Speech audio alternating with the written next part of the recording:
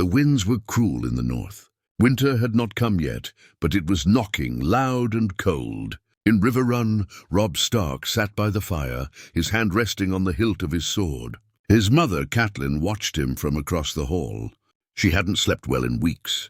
Neither had he. The war had taken too much. Friends, family, peace of mind. But one thing kept him going. His sisters were still in King's Landing. Arya was missing, Sansa trapped. And the boy on the throne, King Tommen, was just a child. Not like Joffrey, cruel and wicked. Tommen was innocent, and Robb had heard the whispers. Whispers of betrayal, of Lannister plots, of Varys growing silent, and Cersei growing bold. Then the Raven came, but it wasn't just another letter of war. It was a cry for help from Tyrion Lannister. He wrote of how Cersei was poisoning her own son slowly, afraid that his softness would ruin her grip on the throne. He told Robb the truth, that Sansa was being used as bait, that the kingdom was falling apart, and if someone didn't intervene, the boy would die, and the realm would burn. Robb didn't trust Tyrion. No Stark did. But he trusted the cause. He was still the king in the north. But even kings must make hard choices. I must go, he said to his mother that night. Catelyn's heart sank. To King's Landing, Robb? No. It's a trap, he shook his head.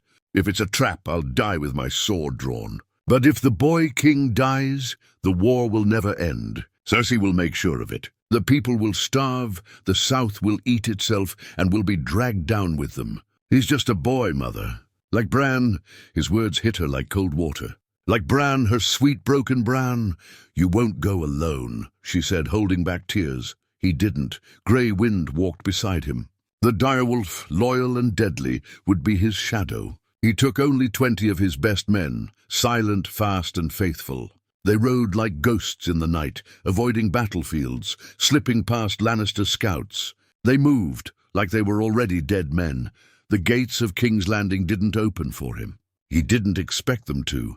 He came in through the sewers. Tyrion waited in a dark corridor beneath the Red Keep, holding a torch and wearing a face heavy with guilt. "I didn't think you'd come," he said quietly. "I didn't come for you," Robb replied. "I came for the boy." Tyrion nodded. "Then we better hurry. The Queen has moved him to the Tower of the Hand. She says it's for protection, but I know better. She keeps him close like a snake curling around its egg." They moved quickly. Robb and his men followed Tyrion through secret paths known only to Varys and old spies. Shadows moved with them. The Red Keep was quiet, too quiet. It felt like the calm before something terrible. When they reached the tower, the guards were gone. "Something's wrong," Robb whispered. He kicked the door open, and inside, Tommen sat on the bed, pale and frightened. Next to him stood Maester Pycelle, trembling. On the floor, one of Robb's worst nightmares was Sansa, her dress torn, her lip bleeding, her eyes hollow like she hadn't slept in days. "Robb," she whispered. He rushed to her, dropping his sword as Grey Wind stood growling behind him. "Sansa, I'm here," he whispered, holding her like he did when they were children in Winterfell. But behind him, footsteps, dozens of them, armored, fast.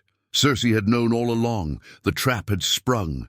The footsteps grew louder, steel against stone. Dozens of armored boots climbing the tower stairs, like death itself was marching up to greet them. Tyrion's face went pale. He stepped back, muttering curses under his breath. She knew. 7 hells, she knew. Robb didn't waste a second. He grabbed Sansa's hand and pulled her up. She was weak, trembling, but she moved. He turned to Tommen, who sat frozen on the bed, holding a wooden lion carved in gold. "Get the boy," Robb barked to one of his men. "We fight our way out." Maester Pycelle raised a shaky hand. "He's the king," he said, voice trembling like old paper. "You cannot just take him." Robb didn't even look. One of his men hit the old man with the hilt of his sword. Pycelle dropped like a sack of bones.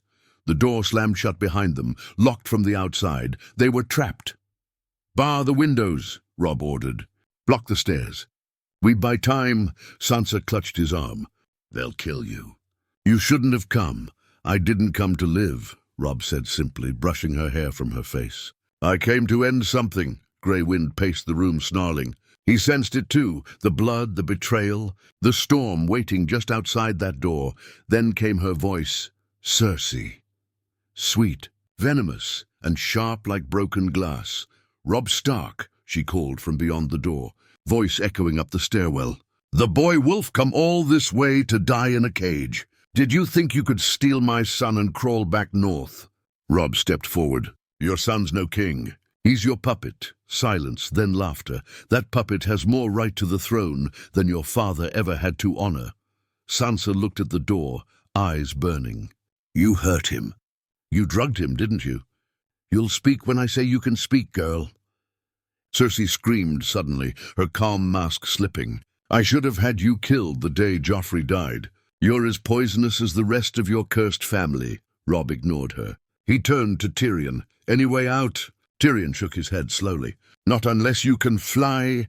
Then we fight, and fight they did. When the Lannister guards burst through the door, the Northmen met them like wolves in a blizzard. Grey Wind was the first to strike, leaping onto a soldier, tearing through armor like cloth. Robb moved like a storm, blade flashing, blood spilling. His men were outnumbered, but they fought like men who had already made peace with death. Tyrion grabbed Tommen and ducked behind a bookshelf, shielding the boy with his own body. Sansa took a knife from a dead guard's belt and stood behind Robb, trembling but ready. It was chaos. Screams, steel, blood, but then an arrow. It came from the stairs, fired by a crossbow hidden in the shadows. It hit Robb just beneath the ribs, piercing through his leather and chainmail. He stumbled. Sansa screamed. Another arrow struck his shoulder, knocking him to his knees, but he got up again. Robb Stark, bleeding, coughing, still fighting. He cut through two more men, covered in red, his sword slipping in his grip. Tyrion's voice rang out. Enough! He's dying! Cersei appeared at the door now, dressed in black and gold, her face twisted in cruel victory. Let him die, she said softly. Let the North remember what happens when wolves enter the lion's den. Tommen wept behind the bookshelf, and then something no one expected happened. The boy king stepped out. Tears ran down his cheeks, but his small hands didn't tremble. He walked past Tyrion, past Sansa, past the bodies on the floor, and he knelt beside Robb Stark. Stop this, Tommen said, looking up at his mother. Please, he saved me. Cersei's jaw clenched. Tommen, he's dying because of me, the boy whispered. He doesn't deserve this. Robb looked at the boy, smiling faintly through the pain. Your Grace, he whispered. Be a better king than the last. Then, with one last breath, he pushed himself up, sword in hand, and charged at the guards blocking the stairs. Grey Wind followed. It was a final charge. Robb Stark, king in the north, died on those steps. Fighting, bleeding, roaring like the direwolf on his banners. But not before he killed 3 more men and made a path for Sansa, Tyrion, and the boy king to escape. The cost was his life, but the boy was saved, and so for the first time in the war, a Stark died not for revenge, not for a crown, but for peace. Blood was still fresh on the walls of the Tower of the Hand. The stone stairs were stained with it, thick and dark, like a wound carved into the Red Keep itself. Robb Stark's body lay at the top, motionless, his sword still gripped in his hand, eyes open, staring toward the north he'd never return to. Grey Wind had died beside him, pierced by a dozen spears. Even in death, the direwolf looked terrifying, jaws clenched around the throat of a Lannister guard. Sansa couldn't stop shaking. They had escaped through the servants' tunnels, guided by Tyrion, who had memorized the secret paths of the castle long ago. Tommen followed quietly, still holding the little wooden lion, hands stained red with the blood of his protector. No one said a word for a long time. It wasn't until they reached the underground crypts, abandoned and cold, that the silence broke. Sansa dropped to her knees, burying her face in her hands. He's dead. He died for us. Tyrion lit a torch. His hands trembled too, though he tried to hide it with sarcasm. He died for something more than us. He died because we let monsters rule the realm. Tommen sat down beside her. I didn't ask him to. No, Tyrion said grimly, but he chose to save you anyway. Sansa looked up, her eyes wet but sharp now. What happens next? Tyrion sighed. We still need to get out of King's Landing. Cersei won't stop, not now. You think she'll let her son live after what he's done? After kneeling beside Robb? No, he's a symbol now, and she hates symbols that don't bow to her. She's my mother, Tommen whispered, more to himself than to anyone else. She's the queen, Tyrion corrected. And the crown is worth more to her than blood. A heavy silence followed. Then Sansa stood up. She wiped her tears away roughly, her hands turning red from the blood on her dress. Then we make her pay. Tyrion blinked. You sound like your mother. No, Sansa said coldly. I sound like a Stark. Above them, the Red Keep had erupted into chaos. News of Robb Stark's death had spread like wildfire. The Queen had declared it a failed northern assassination, blaming Sansa and Tyrion for manipulating her son. She called for Tyrion's execution and Sansa's immediate arrest. The city guards scoured every alley, every sewer, every ship docked at the harbor, but the people, they didn't know what to believe, because for the first time, rumors had come before the Queen's lies. Someone had seen Robb Stark enter the castle quietly. Others swore they saw him die, protecting the king from his own guards. Whispers said the direwolf had leapt between the boy and a crossbow. A servant girl cried in the streets that the Queen had tried to poison her own. King's Landing began to hum with unrest, and, in the shadows of Flea Bottom, a rebellion began to stir. Deep in the crypts, Tyrion met with an old contact, Sir Davos Seaworth, the smuggler knight. Loyal once to Stannis Baratheon, now loyal only to what was left of honor in the realm. Tyrion handed him a note. A ship. Docked in the Bay of Crabs. You'll find 3 passengers. Davos read it carefully, then met Tyrion's eyes. You sure about this? No, Tyrion admitted. But I'm too short to fight and too hated to lead. The boy, he's our last chance to fix the realm. And she, he nodded at Sansa, standing nearby, listening. She's the fire Cersei fears. Davos smirked. A Stark and a Baratheon? Strange times. We live in strange times, Tyrion muttered. Now go, before Cersei burns the whole city looking for them. As Davos led Sansa and Tommen through the tunnels toward the waiting ship, Tyrion remained behind, standing in the cold, dark crypts alone. He lit another torch and looked toward the sealed stone wall. Behind it, hidden with the help of Varys, lay the body of Robb Stark, wrapped in cloth, a northern banner draped over his chest. Tyrion bowed his head. I hated your father, he whispered. But you deserved better. Then he turned, torchlight flickering, and vanished into the shadows. Far from the city, on a quiet ship beneath a cloudy sky, Sansa stood on the deck. Holding the wooden lion Tommen had dropped, she stared out at the sea, her jaw clenched tight. Tommen sat beside her, quiet, lost. He died to protect me, the boy said softly. No, Sansa replied, her voice like steel. He died to protect a future worth saving, and as the ship moved further from King's Landing, neither of them looked back, not yet, because the war wasn't over, not until the Queen paid her price. The sea was endless, dark and cold like the North's long nights. Waves crashed softly against the hull of the ship as it sailed eastward under a sky heavy with clouds. Sansa stood at the bow, cloak billowing in the wind, her eyes fixed on nothing. Behind her, Tommen slept fitfully in the captain's cabin, dreams haunted by blood and wolves. Sir Davos leaned on the railing beside her, his weathered face half lit by moonlight. You haven't spoken much, he said gently. Sansa didn't look at him. There's nothing left to say. There's always something, Davos replied. You just buried a king, saved a boy, and left a lioness with her claws out. You've earned a word or two. She gave him a faint, bitter smile. And what would I say? That my brother died for a boy who might not even survive the month? That I held his hand as he bled out and I couldn't stop it? That I'm tired of fleeing while Cersei sits on a throne of corpses? Davos nodded slowly. That sounds like a start. Silence fell again between them, but it wasn't empty. It was heavy with everything unsaid, every loss carried quietly like a blade beneath the ribs. Finally, Sansa turned to him. Where are we going? Braavos first. Then maybe the free cities. There are lords and merchants there who hate the Lannisters more than you do. And gold can buy protection. Gold can buy anything, she said quietly. Except justice. Davos looked at her then. That's what you're after, isn't it? Sansa's eyes hardened. No, I'm after vengeance. Back in King's Landing, the Red Keep had turned into a palace of paranoia. Cersei sat on the Iron Throne now, not as regent, not as mother, but as ruler in her own right. Tommen had been declared missing, abducted by traitors, she claimed.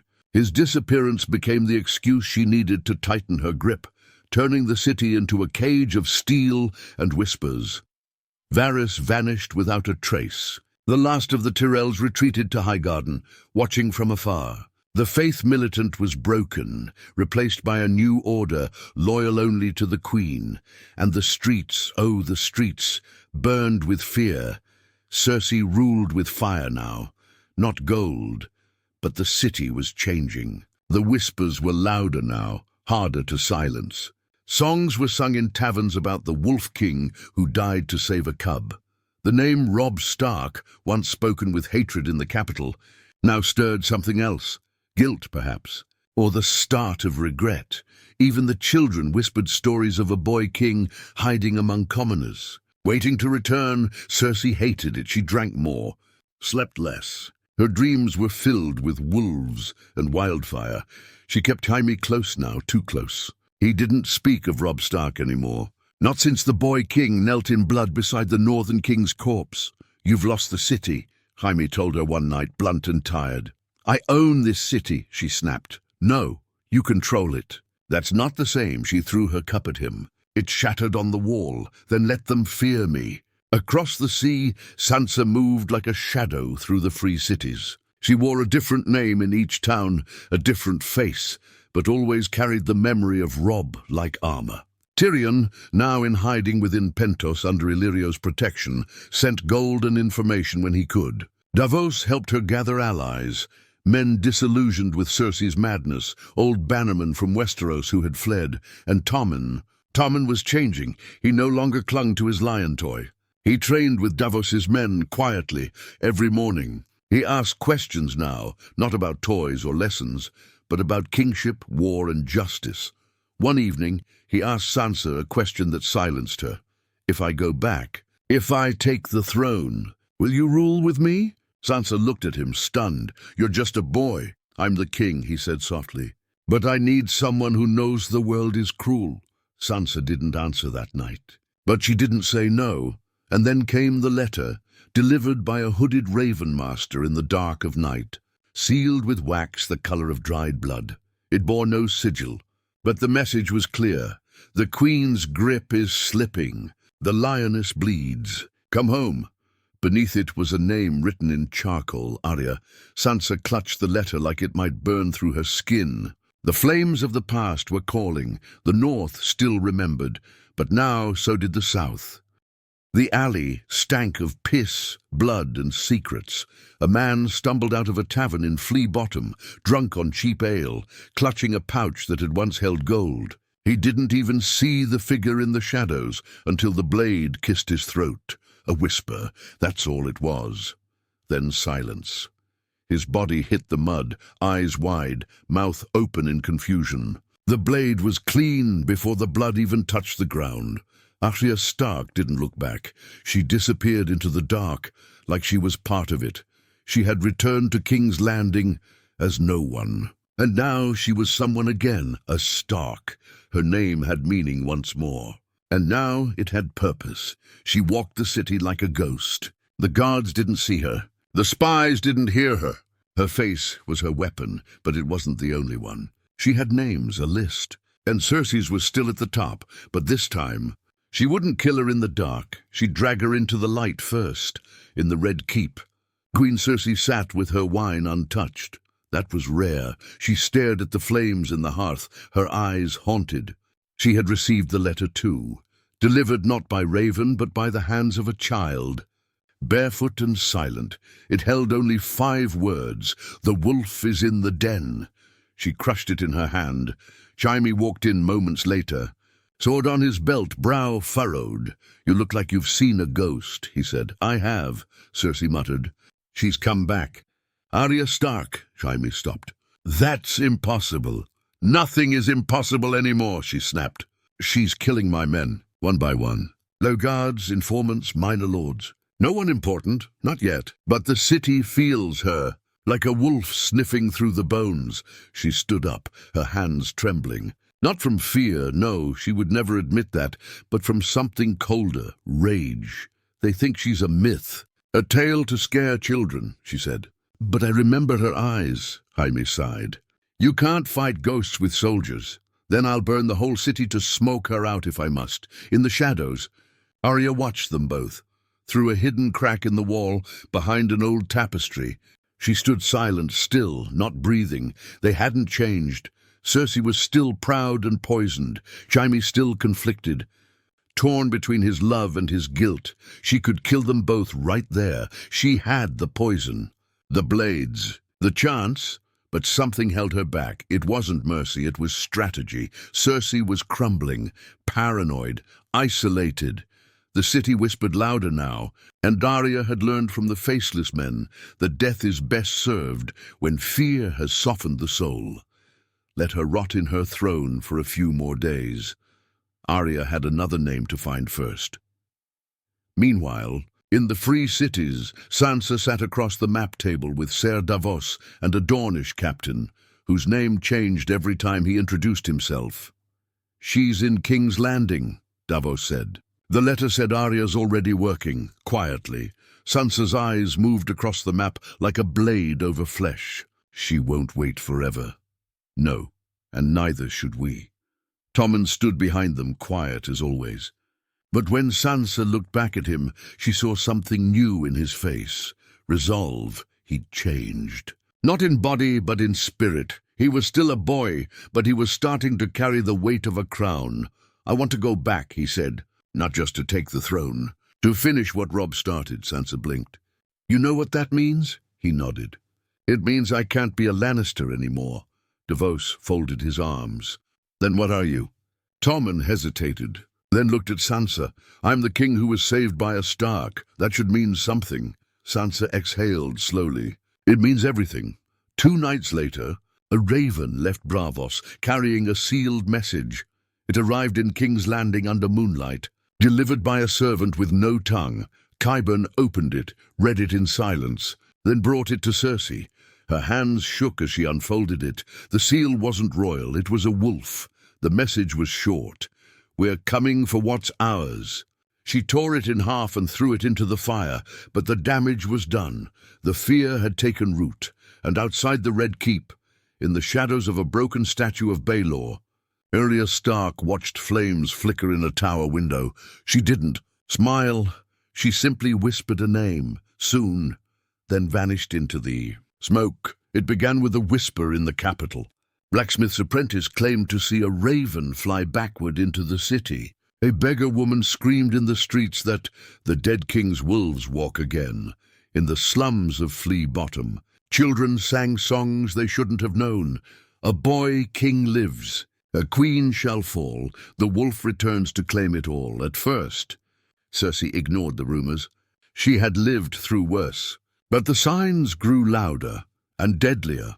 One morning, they found Lord Giles Rosby hanging from the battlements. His tongue was cut out, and his chest carved with 2 words, for Robb. The next day, Sir Lyle Crakehall was poisoned at his own feast. His wine had turned black as ink. The maester who served it vanished. All that remained in his chambers was a single direwolf paw print drawn in ash. By the time the 3rd body was found, Sir Adam Marbrand, with his eyes plucked out, Cersei could no longer pretend this was coincidence. She's here, she said through gritted teeth. Arya Stark. Jaime stood by the map table in the council room, arms folded. You've turned King's Landing into a tomb, and now the ghosts have come to finish it. I won't be hunted in my own castle, she snapped. Double the guards. Triple them. Search every floor. Burn every tunnel. Qyburn leaned forward, voice oily and low. What you need, your grace, is bait. Cersei narrowed her eyes. Go on. That night the bells rang, not for mourning, for judgment. In the great sept, now abandoned since the faith was broken, Cersei stood atop the steps with her guards behind her. her golden armor shining like fire under the torches, and at her feet, in chains, was Tyrion Lannister, bloodied, bruised, alive. Arya, watching from a rooftop, nearly gasped. How? Tyrion had vanished weeks ago. He had sailed with them. He was in hiding in Pentos, wasn't he? But as she looked closer, she saw it. The slight difference in posture, the fear in his eyes. This was no impostor. This was Tyrion. Cersei's voice rang out over the crowd, loud and cruel.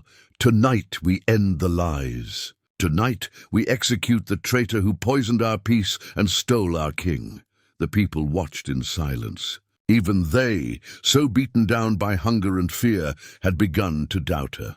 But no one dared speak except one. From the shadows of the crowd, a figure moved, hooded, calm, graceful. Arya stepped into the light. She walked up the steps, slowly, eyes fixed on her brother's killer, and for the first time in her life, she spoke her name for all to hear. "I am Arya Stark of Winterfell," she said. Gasps rose from the crowd.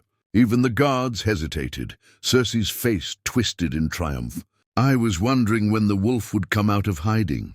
Arya's eyes burned. "You're not here to rule. You're here to rot." Cersei raised her hand. The mountain stepped forward, huge, silent. Tyrion shouted, "Arya, don't!" Too late. The mountain struck, but Arya wasn't there. She had already moved. Steel flashed in the dark. A dagger to a throat. A sword turned aside. Blood sprayed the steps. The crowd screamed. Chaos erupted. Arya danced between the guards like smoke, blades in both hands. She didn't just fight, she unraveled them. Every move was practiced, every kill deliberate.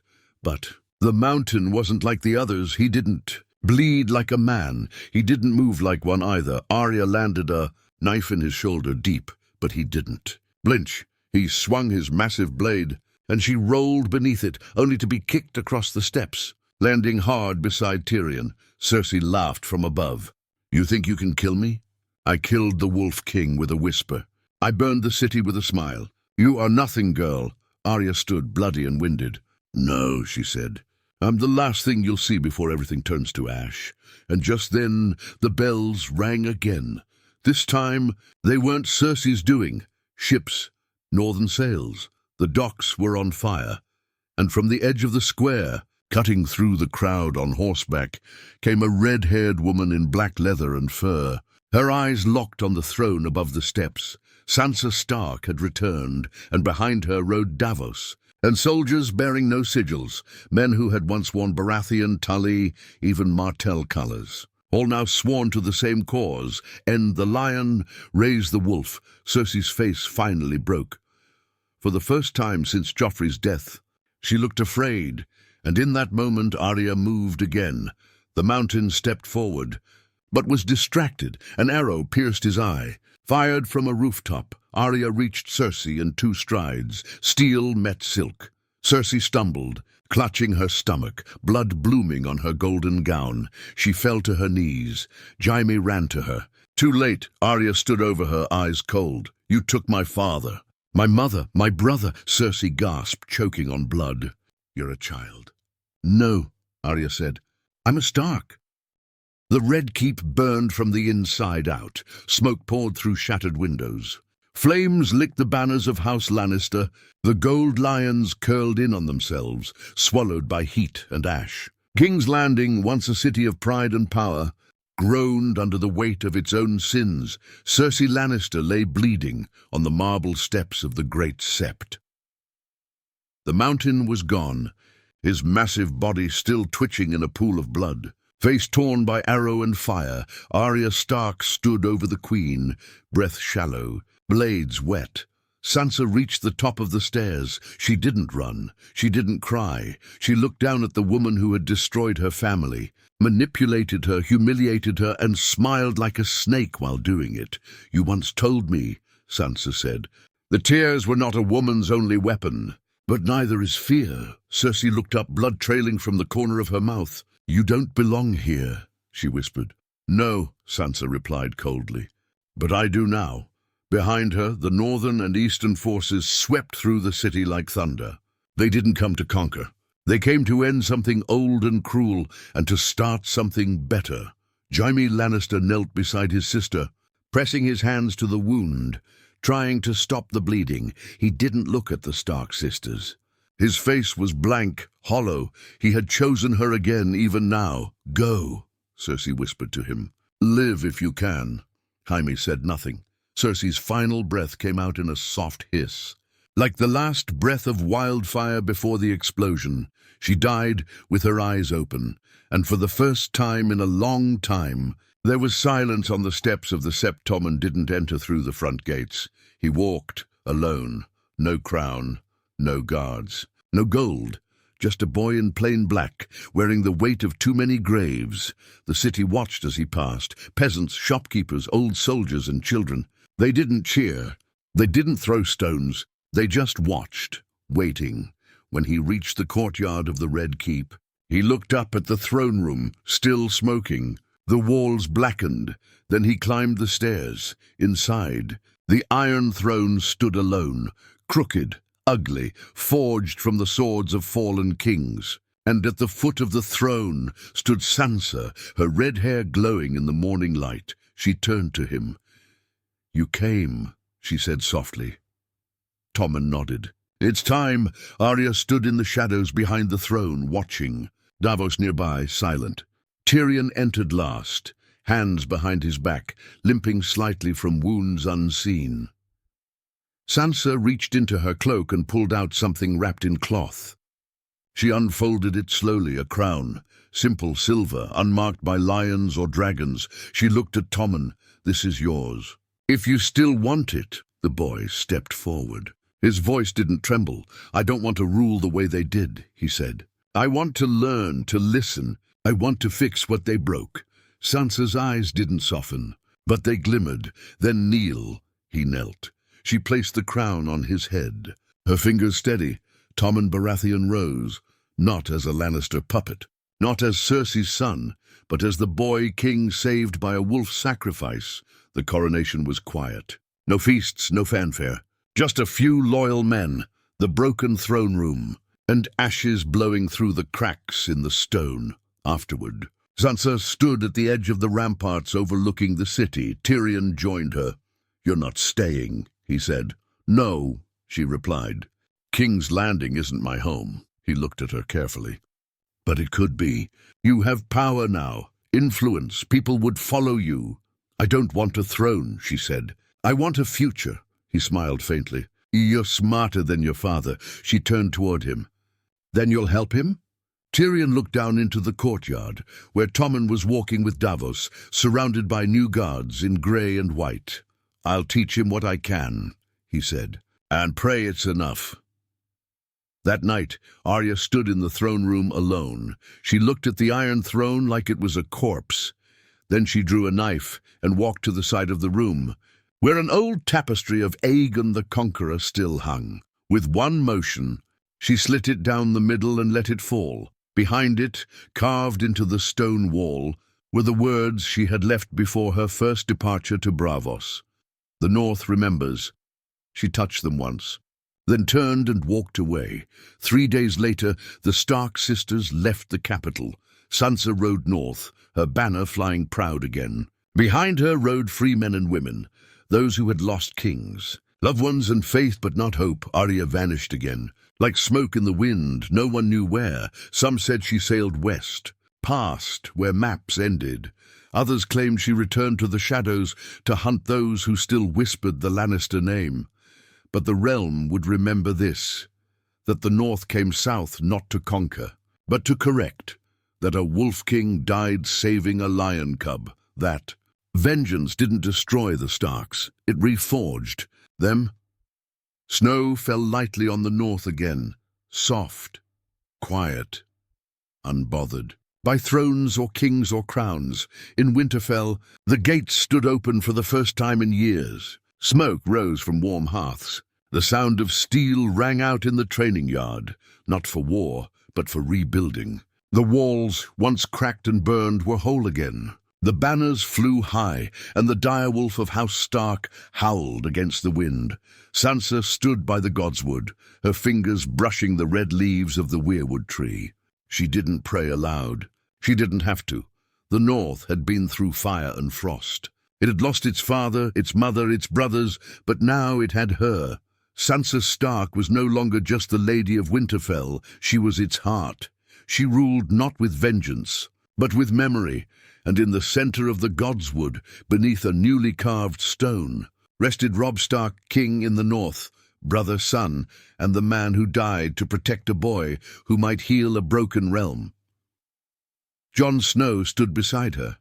He had returned quietly, refusing titles, still carrying the look of a man who had seen too much death. He didn't say much these days, but he always came to the Godswood. Sansa turned to him. "He should have been here," she said softly. Jon nodded. "He is." They stood in silence for a while, snow gathering in their hair. Then she asked, "Will you stay?" Jon looked out over the walls, toward the far white horizon. "I don't know. I'm not a lord, not a king. I'm just tired." Sansa gave him a faint smile. "Then rest. You've earned it." Far across the sea, Arya stood on the bow of a ship with black sails and no flag. The wind was colder here, the sea darker. She wasn't sure where she was going, but for once, that didn't matter.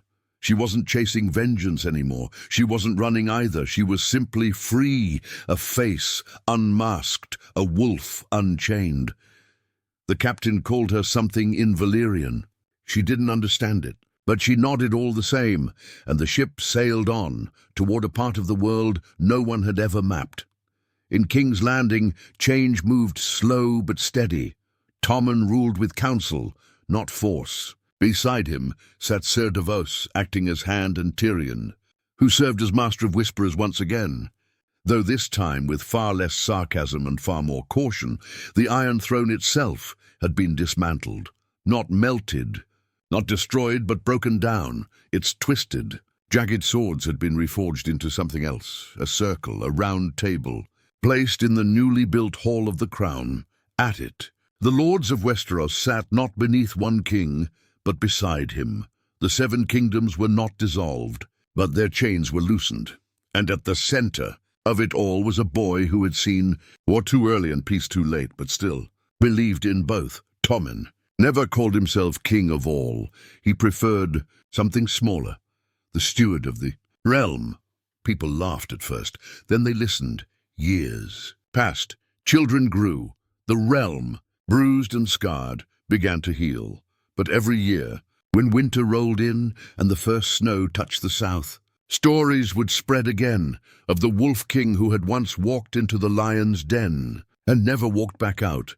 Children in the Riverlands played with carved wooden direwolves and reenacted his final stand. Songs were sung by bards in smoky taverns, some true, some wildly exaggerated, but all of them ended the same way, with Robb Stark standing over the boy king, sword in hand, dying on marble steps, not for glory or revenge or banners, but because it was right, because honor hadn't died with Ned Stark. It had simply found a new shape. One day, deep in the north, a rider arrived in Winterfell, a stranger in furs. Face hidden, he carried a book. He asked for Sansa. She met him in the hall. No guards, no titles, just her and the cold. The man handed her the book and said only, "It's done." Inside were stories, truths, preserved not just of battles, but of Robb, who he was before the war, who he became, and how in the end he had not fallen. He had chosen to rise for a boy, for peace, for the realm.